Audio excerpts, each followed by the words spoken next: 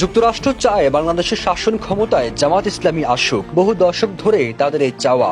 বাংলাদেশের রাষ্ট্র ক্ষমতায় কেন জামাতকে চায় তার 5টি কারণও উল্লেখ করেছেন বাংলাদেশ নিয়ে কাজ করা মার্কিন এক কূটনীতিক। কলকাতার সংবাদ মাধ্যম এই সময়ের এক প্রতিবেদনে এমন তথ্য উঠে আসে, তবে ওই মার্কিন কূটনীতিকের নাম প্রকাশ করেনি সংবাদ মাধ্যমটি।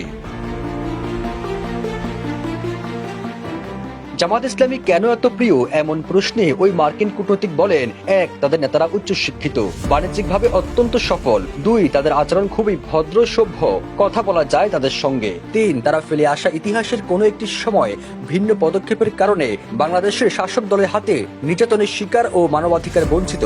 4. জামাত গণতান্ত্রিক ব্যবস্থায় বিশ্বাস করে। এবং 5. ইসলামী শক্তি হলেও জামাত তালিবানের মতো পিছিয়ে পড়া নয়, বরং প্রগতিশীলই বলা যায়।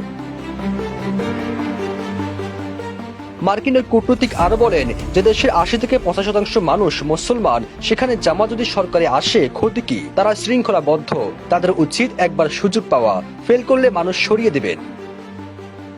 সবুজ আলম, নিউজ ডেস্ক, ইত্তেফাক।